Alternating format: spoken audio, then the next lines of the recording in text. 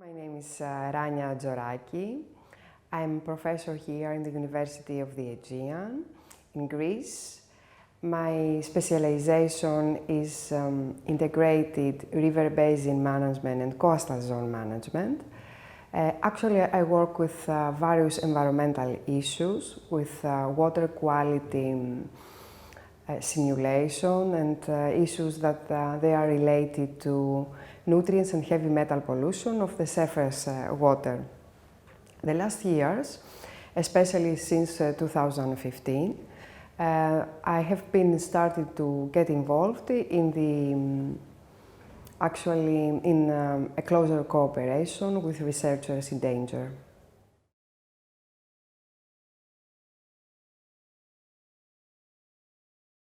An important criterion in order to accept, of course, a researcher in danger was its qualification. That means I didn't ask, of course, for a formal evaluation of their degrees, but of course I asked about where did they conducted their studies, who were their mentors in the past, what was their research interests, and what they have published in the past, if they have any research experience or not, and of course the reasons that they want to continue to conduct research in Europe. There are several reasons that I took into consideration.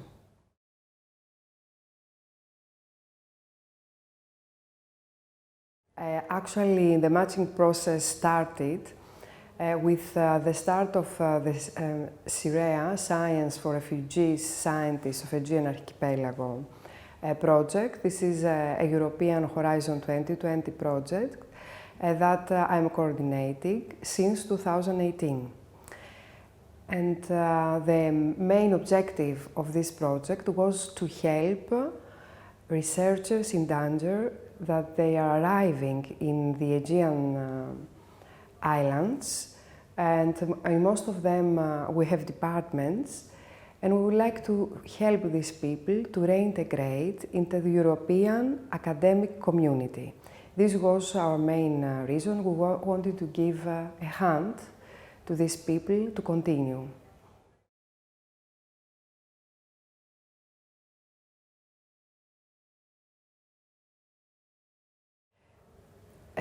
One main difference is for many years I have cooperations with international researchers. I have a long cooperation with European researchers and also through some European projects with researchers from China, Chile, Morocco. Actually, when we have an open position inside the European Union and it's open to everybody, this is of course very competitive. But when we open a position for a researcher in danger, we understand that the number of the applicants are restricted, are less. So that means that these places are not so much competitive in comparison to an open position of, for example, a Marie Curie PhD position that we could offer.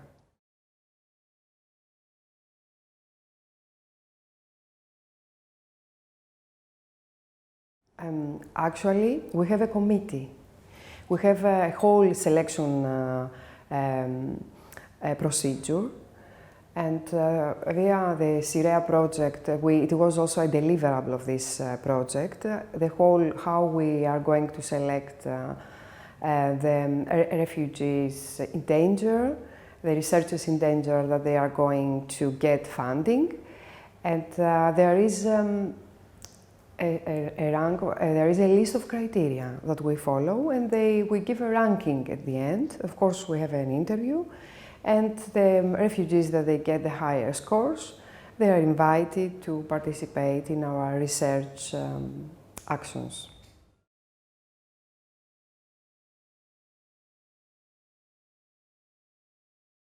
Actually, in the matching process, I don't have many expectations, because in the matching process, we have a committee that the members of the selection committee, they are academics, and we check actually if they fulfill the criteria related to the publication, number of publications, research experience, teaching experience, or some qualifications related to the language and issues like that. What it will be helpful, and we would like to have more help, it will be related to the procedures for these people to be eligible to work. That means in order to work in Greece, I speak about Greece because we are in a Greek university, you must have a tax number. In order to get this number, it needs more than 6 months. So you understand, if I select someone today and he doesn't have this tax number, maybe he can't start working after 6 or 8 months. And maybe my funding, my project is at the end already. Or he must have a bank account. This is very important. But also, even though that the banks are private, it's a difficult procedure to get a bank account. Many times I have spent many hours in the bank offices to explain about the whole procedure, that they have to give to these people a bank account. Or I have spent many hours in the tax office, in the local tax office of Mytilene, trying a little bit to speed up this process, with really not much success, and it will be more helpful to have some help in that issues.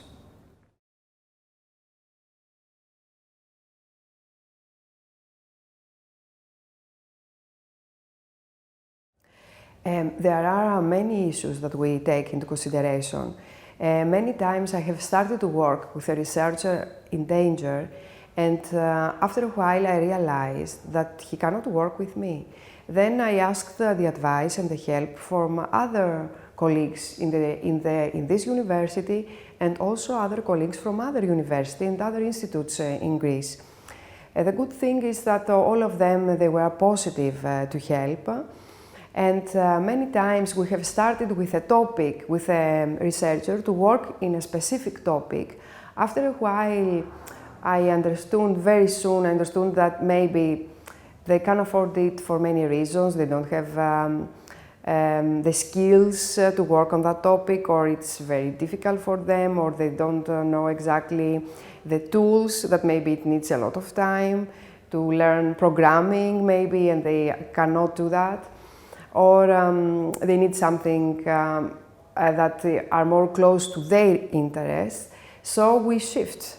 We are more flexible on that, and I ask the help of other mentors, and they can continue with another mentor. Also, I can see some difficulties sometimes, that it's not a matter sometimes of matching, but it is a matter of the passion and the willingness of the researcher to carry out his work or her work. Because in our work, it doesn't play any role if you are Greek, European, or you are a researcher in danger. You have to give more effort in order to conduct research and to deliver your report, and to deliver at the end what you promised to do. And sometimes it is a race, a race with yourself.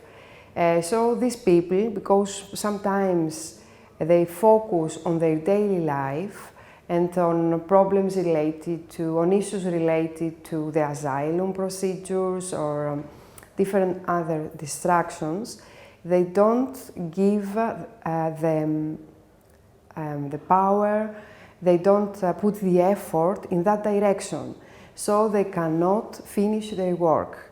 Or what they deliver is, the result can be evaluated that it's not adequately. It's not adequate.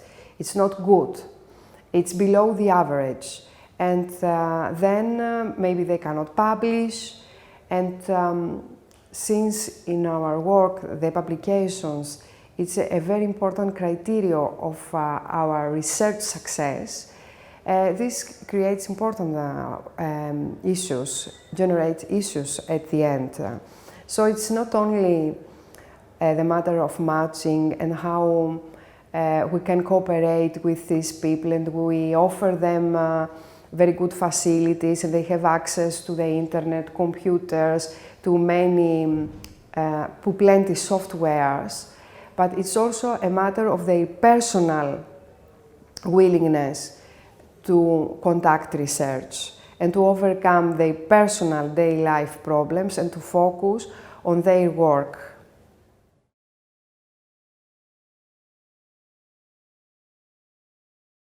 My name is Andreas Zick. I'm the director of the Institute for Interdisciplinary Research on Conflict and Violence, which is a central scientific unit of Bielefeld University.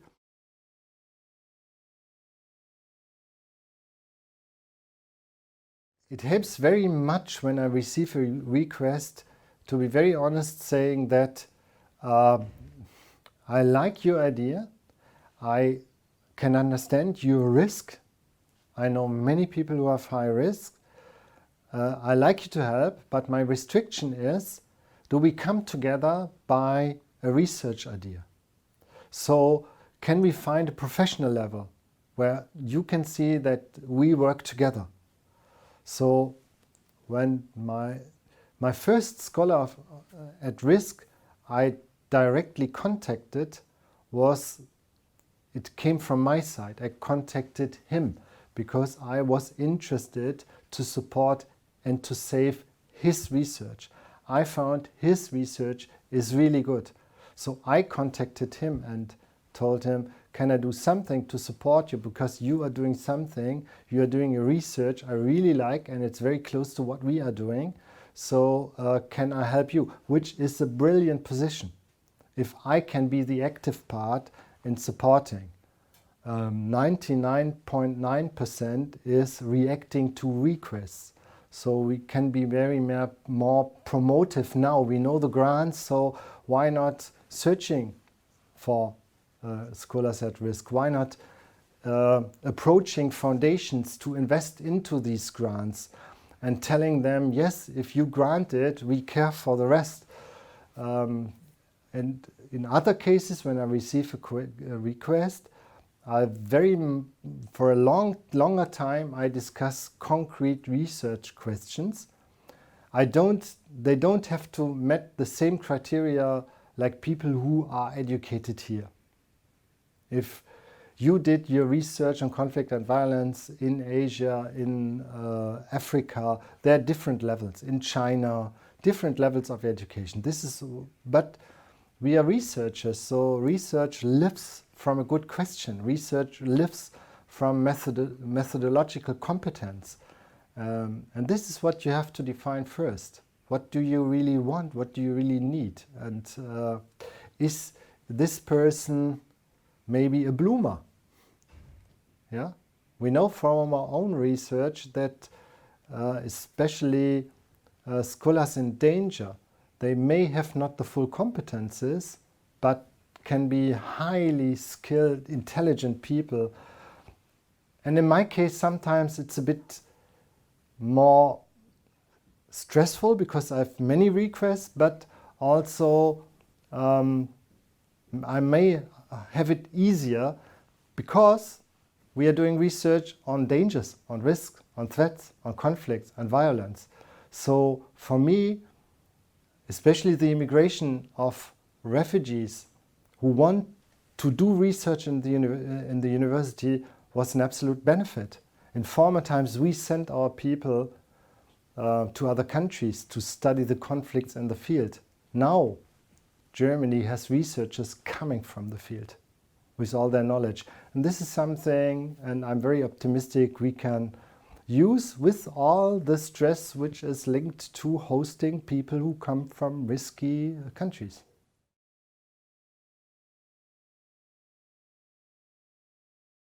The first process is I receive the request and I first look, I first ask, what is your research idea? This is a bridging question, because sometimes I receive a request, I simply want to get out. So you see from the mails, someone is looking to getting out of the country, which is a complete different thing than if somebody asks you for a request.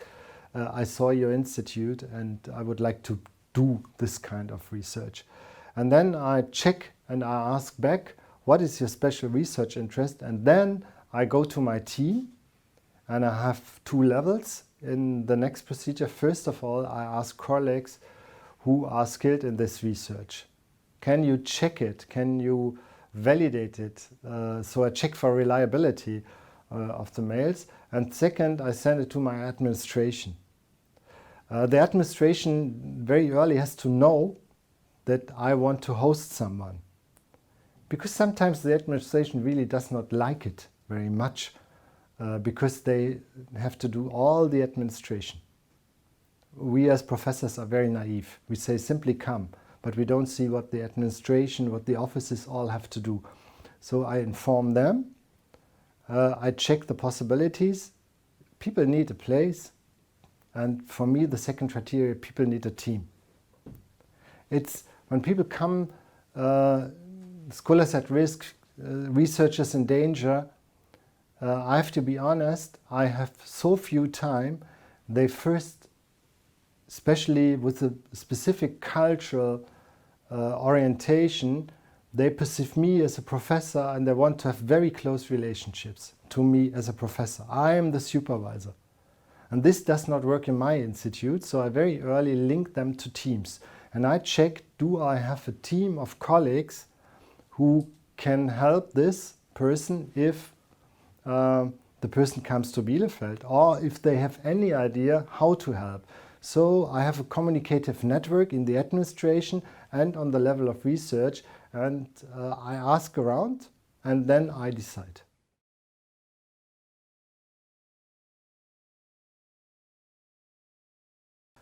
The administration very early needs to know what we are planning. I have to confess that the first communication with the scholars in danger, scholars at risk, it takes a long time before I give a note to the administration. So maybe I have a very passive idea of administration. They have to do it. So I learned that very early I need to know what in the administration, where is help offered.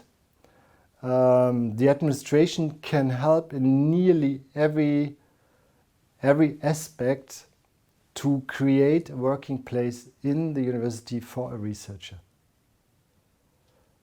This goes back to language training, but this is also helping the first time for a housing, which is highly relevant, helping me to understand cultural differences. So the administration and the people, we have to know that in the administration people are working who sometimes come from researchers, so they have been researchers, but they know how researchers work. So they can help, I think, in nearly every aspect. They also can help me to say no. Sometimes I know that I have a lot of problems with simply saying no in the beginning. We receive a lot of requests. These are people who urgently need help, and it's completely understandable that I hesitate immediately not to say very early no. So administration can help me to formulate a no. We have a lot of people we cannot help. Every week it happens that I have to say that I cannot promise anything, but maybe I have an idea where you can get a help.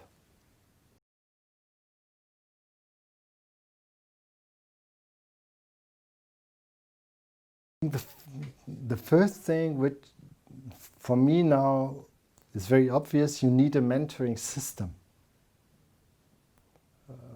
Mentoring is not a meeting. Mentoring needs a strategy. My institute has to have a strategy.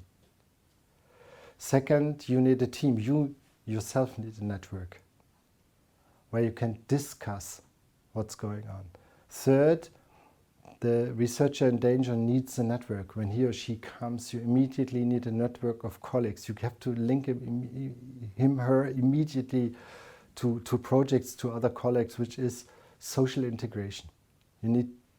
We are doing also a lot of research on integration, so we should know what the measures are. Fourth, you have to take intercultural differences very serious.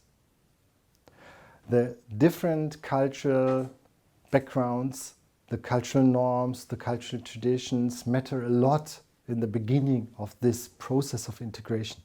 So I think that I learned a lot from integration research with immigrants. The same happens in your daily life, in your office, what's happening outside the office. You have to take it serious.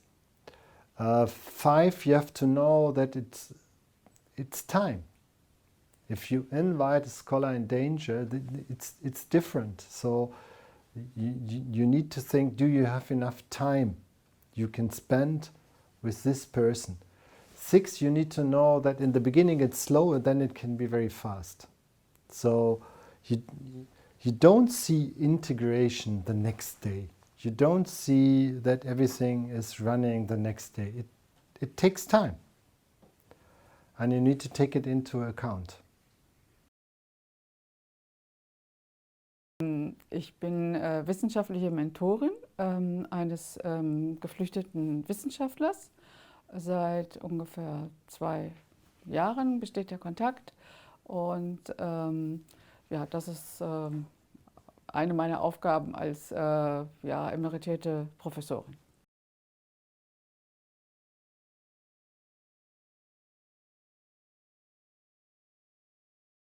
Es war unsere Disziplin, unsere Fakultät, die schon zuständig war von dem Profil her, das er mitgebracht hat, das war ganz klar. Es gibt in unserer Fakultät Bereiche, die expandieren in Zukunft und da passte er mit seinem Berufsprofil eigentlich ganz gut rein. Das war nicht 100%ig ideal, das Passungsverhältnis, aber doch so, dass man sagen konnte, hier ist eine Anbindung vertretbar.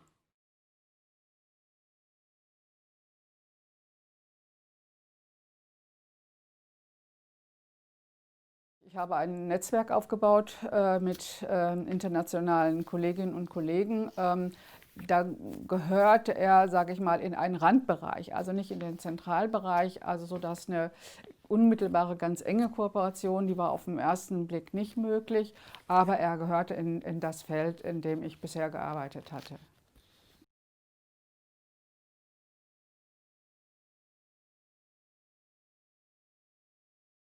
Ich habe das in der letzten Zeit, also ich dachte am Anfang, er muss erst mal ankommen und sich hier einfinden und so weiter.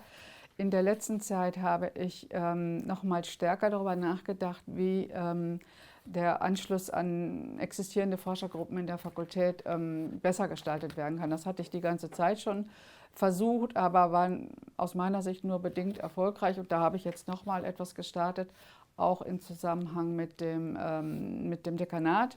Und da scheint sich jetzt eine Perspektive zu ergeben, die ich für sehr fruchtbar halte, also eine deutlich engere wissenschaftliche Anbindung sage ich mal, im täglichen Arbeitsprozess. Also wir hatten bei bestimmten Punkten der Vertragsverlängerung hatten wir Probleme. Einmal mit dem Personalvertretungsgesetz, mit allen Regelungen, die in Deutschland gelten oder auch in Nordrhein-Westfalen gelten für Ausschreibungen, für Einstellungsprozeduren und so weiter. Da hatten wir Probleme. Und manchmal hat das auch eine Weile gedauert, aber eigentlich war die Bereitschaft auch der Verwaltung in diesem Fall ja, bestimmte Regelungen entweder großzügig zu interpretieren oder außer Kraft zu setzen. Es hat ein bisschen Nerven gekostet, es war ein bisschen anstrengend in mancher Hinsicht, man musste Geduld haben, aber letztendlich ist mein Eindruck, ja, lösen sich die Probleme, lassen sich lösen und zugunsten jetzt des Geflüchteten.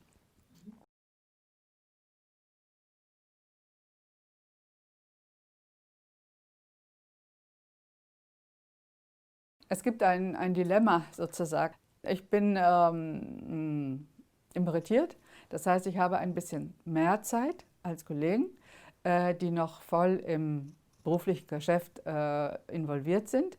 Ich habe einerseits daher Zeit, mich wirklich zu kümmern. Es ist, ich sag mal, es ist schon ein bisschen Arbeit im Bereich Sprache, im Bereich Wohnen, im Bereich Kontakte und so weiter. Also es ist schon ein bisschen Arbeit. Ich habe Zeit, aber ich bin selber natürlich nicht mehr so voll engagiert und eingebunden in die tägliche wissenschaftliche Arbeit.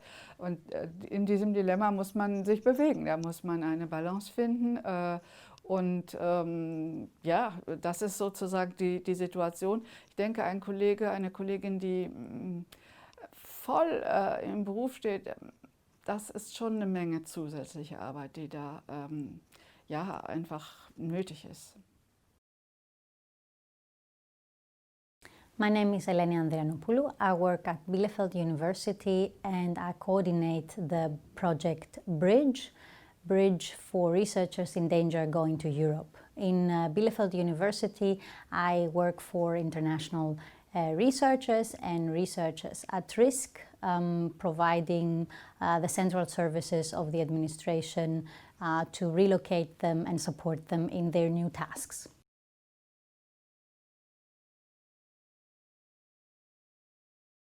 The matching process, especially in Germany, is only out of the research interest. So I know very well, because I work here quite a long time, I know very well how a researcher,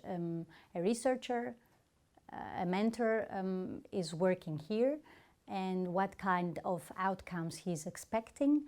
So what I do in this process is I match the profile and then I make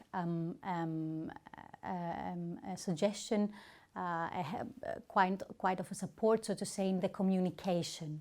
I intermediate the communication between the mentor and the possible mentee refugee researcher.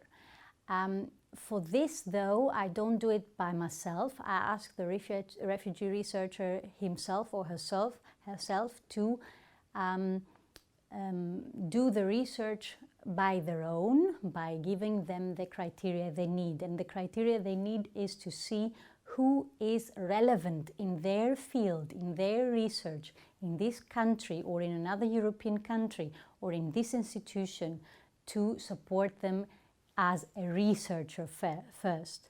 After finding the match, so to say, as a researcher, then there are other questions to be tackled. But this is the first question for the matching.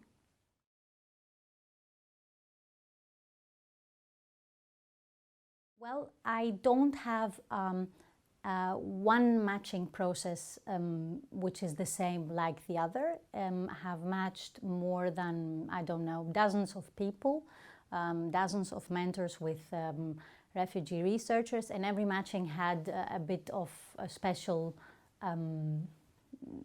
was a bit different. The one thing that was always the same was the research interest that should have been somehow matched. But I have also matched people that didn't have such a good matching of their research interests, but they were willing to talk with each other and perhaps give a career advice, perhaps explain better the system of the discipline they are representing, because some disciplines are also quite nationally organized, and in the home country of the researcher in danger there is a completely different approach to it. So sometimes there is no perfect mentor who could be the future supervisor, but there is somebody who is an intermediator and helps to find a new way, a new path, a new interest, perhaps not a new interest, but perhaps something like the interesting profile probably for this discipline in this context, in this national system context or in the European context.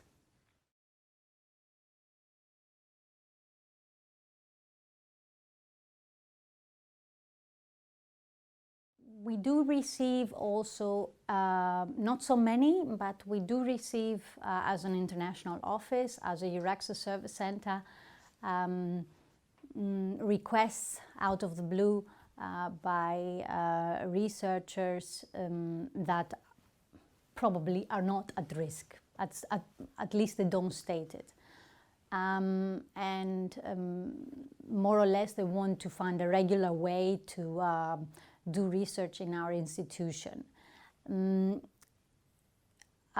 only difference in this kind of out-of-the-blue requests without any network, without any backup, or without any research behind them, first requests, so to say, is only the risk situation.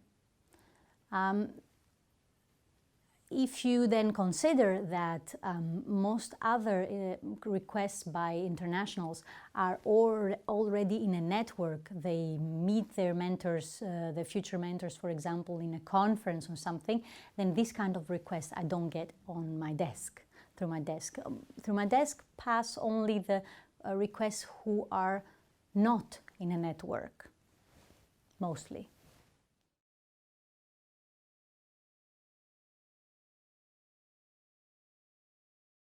As I said before, sometimes it is quite difficult to find the perfect match for a mentor, because there is no perfect match, or perhaps because we don't know yet exactly the profile, or the researcher himself, herself, the researcher at risk himself or herself doesn't know very well where the profile is going, where the path is going, where he wants or she wants to go.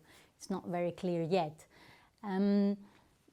Especially if they have lost a lot of time between their previous employment and the situation now here as an asylum seeker. Sometimes they have lost a bit their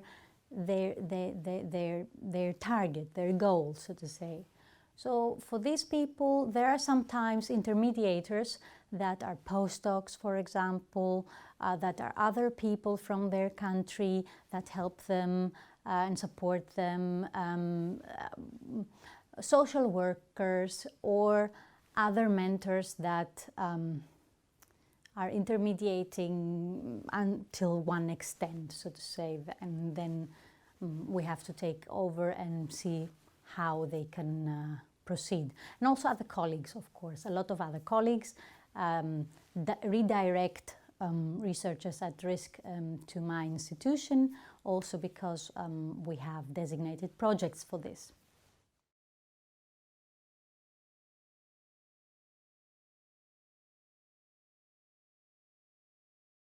Well, I'm part of the administration, but I'm in the international office, and outside of the international office there is a very big administration, also in my university, and I would expect more involvement, because until now, my unit is doing almost everything alone.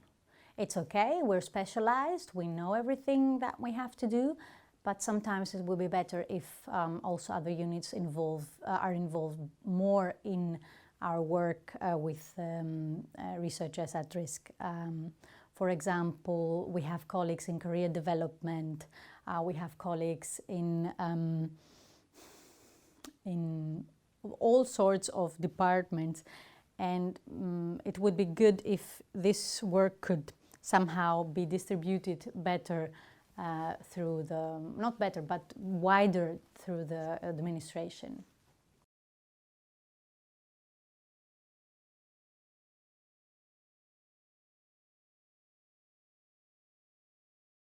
It is important to understand the needs of the refugee researcher and his profile, his research interests, his motivation. Why does he want to work or be in your university? Why does he want or she wants to work with this specific professor that he is suggesting to work with?